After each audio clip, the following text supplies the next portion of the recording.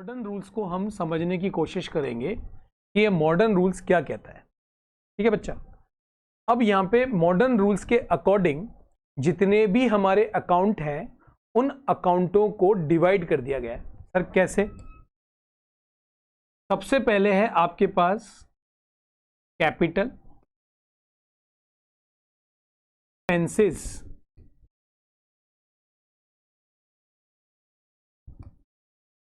चौथा है आपके पास इनकम, और फिर है आपके पास असेट्स। मतलब कि इस मॉडर्न अप्रोच के अकॉर्डिंग हमारे जितने भी अकाउंट हैं उनको क्लासिफाइड कर दिया गया है।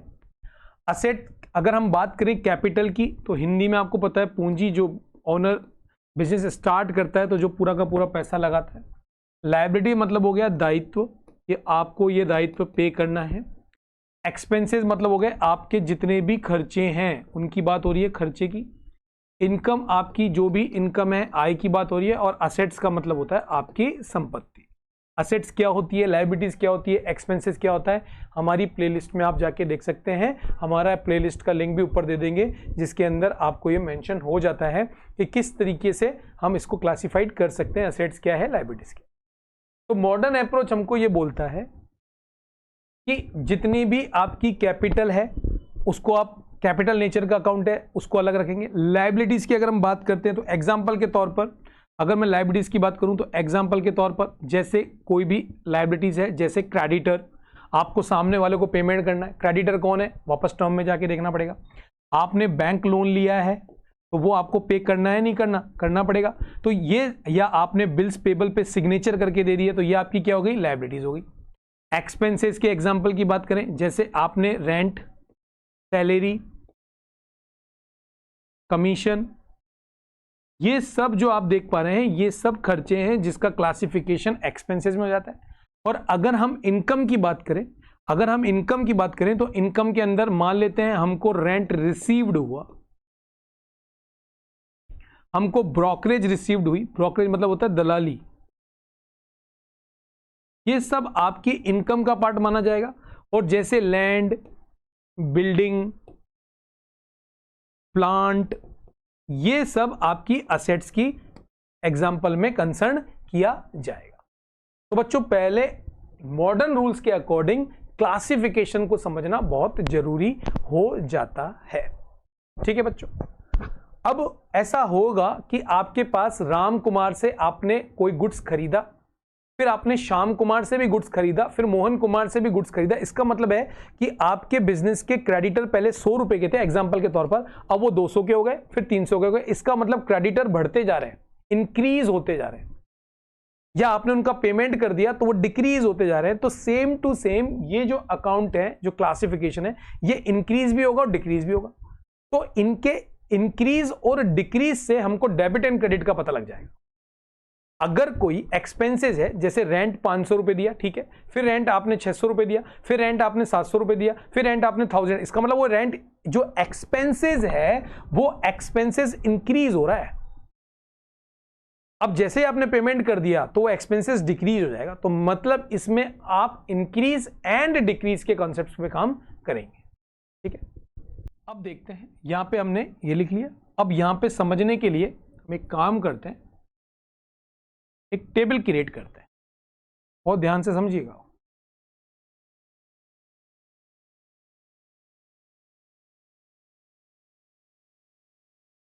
इस टेबल में बच्चों हम क्या करते हैं, यहां पे हमारे टाइप्स मेंटेन कर लेते हैं। यहां पे इसका नेचुरल जो बैलेंस है उसकी बात कर लेते हैं। यहां पे हम इंक्रीज की बात करेंगे और डिक्रीज की बात। सबसे पहले हम लेते हैं कैपिटल। बेटा हमेशा याद रखना, कैपिटल का जो नेचर होता है वो होता है क्रेडिट। पहले इसको याद रखिएगा। अगर आप लायबिलिटीज की बात करते हैं तो इसका बैलेंस होता है क्रेडिट। अगर आप इनकम की बात करते हैं तो इसका बैलेंस भी होता है क्रेडिट। आप एक्सपेंसेस, जितने भी आपके एक्सपेंसेस हैं उसकी बात करते हैं तो उनका नेचर होता है डेबिट। और जितनी भी आपकी असेट्स होती है उनका नेचर होता है डेबिट। नेचर मतलब यही इनका नेचर है, कैपिटल क्रेडिट, लायबिलिटीज आंख बंद करके हमेशा ऑनलाइन सर क्रेडिट बैलेंस होता है सर, असेट्स हमेशा डेबिट होता है सर, एक्सपेंसेस डेबिट, वो तो आपको पहले ही पता है, जितने भी एक्सपेंसेस हैं सब डेबिट, इनकम हमेशा क्रेडिट, ये तो लिखा है। अब हम यह बोल रहे हैं कि मान लेते हैं कि आपके बिजनेस के अंदर कैपिटल और बढ़ रही है, तो इसका मतलब बढ़ रही है, इंक्रीज हो रही है, तो हम उसको क्या करेंगे, क्रेडिट करेंगे। और अगर कैपिटल कम हो रही है तो हम क्रेडिट, तो यहां पे क्या करेंगे, डेबिट, मतलब कि डिक्रीज। अगर मैं बोल रहा हूं आपके बिजनेस की लायबिलिटीज इंक्रीज हो रही है तो आप क्या करेंगे, क्रेडिट। लेकिन लायबिलिटीज अगर कम हो रही है तो आप क्या करेंगे, डेबिट। इनकम अगर आपकी बढ़ रही है तो आप क्या करेंगे, क्रेडिट। यहां पे इसको रफ कर लेंगे, क्रेडिट, क्योंकि नेचर उसका कौन सा है, क्रेडिट का।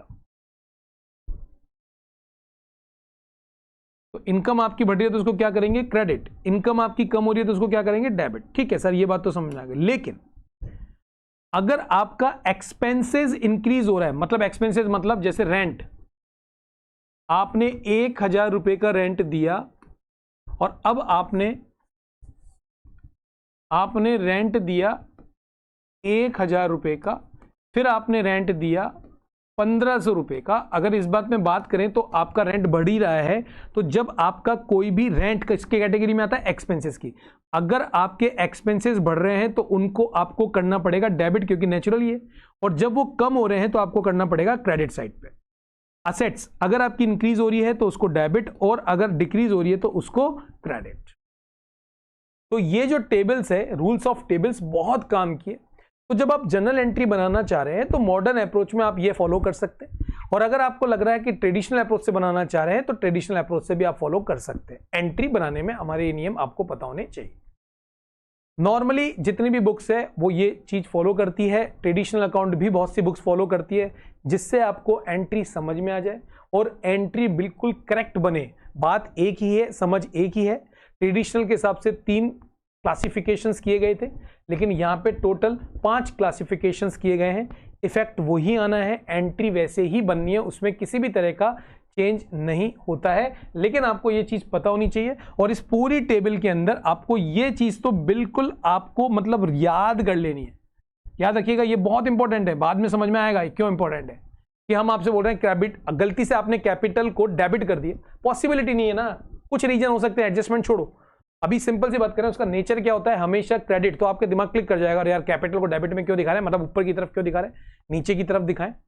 तो ये आपको सीधा सीधा जब पकड़ में आएगा, जब आपको ये चीजें पता होगी, मतलब आपको कहीं ना कहीं इसको मेमोराइज करना है, याद रखना है। बात समझ में आ गई बच्चों? तो यहां पे आपको मॉडर्न अप्रोच की क्लैरिटी बिल्कुल समझ में आ जानी चाहिए। इसमें कोई आपके पास इफ एंड बट का कंसेप्ट ही नहीं है, ये चीज आपको पता होनी चाहिए। इसी के बेसिस पे आप बेहतरीन तरीके से एंट्रीज बना सकते हैं। तो ये थी आपकी मॉडर्न अप्रोच। इससे पहले हमने ट्रेडिशनल अप्रोच बता चुके हैं। तो बच्चों, इन दोनों पॉइंट ऑफ व्यू को आपको देख लेना है और अच्छी तरीके से इसको रिकैप करना है, तभी जाके आप आगे बढ़ पाएंगे, तभी जाके आप जनरल एंट्री बना पाएंगे। ठीक है बच्चों, जिसको बोलते हैं कास्टिंग।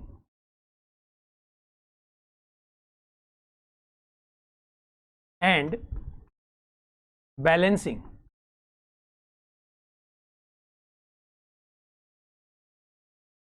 कास्टिंग एंड बैलेंसिंग, ये चीज क्या होती है अकाउंट में, वो थोड़ा सा हम समझने की कोशिश करते हैं। जैसे हमने आपको अकाउंट का फॉर्मेट बताया था,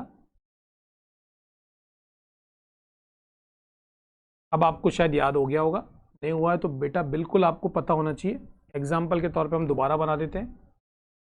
मान लेते हैं ये कोई भी अकाउंट है, तो ये अकाउंट है राम का अकाउंट मान लेते हैं। यहां पे आपको पता होना चाहिए डेट होती है, यहां पे आपके पास पर्टिकुलर्स होता है, ये आपका जेएफ होता है, जनरल फॉलोज, ये आपका अमाउंट होता है। Debit side date, particular, JF and amount. ये आपका डीआर साइड है और ये आपका सीआर साइड है। ठीक है बच्चा, डीआर साइड है और सीआर साइड है। अब यहां पे आपके पास मान लेते हैं कैसे एंट्री करेंगे वो एक सेपरेट थिंग है। अभी हम ये समझते हैं जब भी हम डीआर साइड में कोई भी पर्टिकुलर डेट पे एंट्री करेंगे तो 2 के साथ करते हैं। जो भी अकाउंट यहाँ पे हम मेंशन करेंगे और उसका एक अमाउंट यहाँ पे मेंशन कर देते हैं। अभी के लिए हमने 50,000 कर दिया। अगेन कोई पर्टिकुलर डेट होगी, कोई पर्टिकुलर अकाउंट होगा, हमेशा डेबिट साइड 2 के साथ जाएगा और 10,000। एक और हम कोई पर्टिकुलर डेट ले लेते हैं, कोई भी पर्टिकुलर अकाउंट यहाँ पे आएगा और उसका कोई भी एक अमाउंट हम यहाँ पे मेंशन कर देते हैं। ठीक है बच्चों, इसी तरीके से अगर हम इसकी क्रेडिट की तरफ जाएं तो यहाँ पे कोई ना कोई डेट होगी और यहाँ पे हम बाय के साथ उस अकाउंट को मेंशन करेंगे उसके अमाउंट के साथ। चलो अमाउंट तो हमने लिख रहे हैं तो यहाँ पे हम अमाउंट भी लिख देते हैं।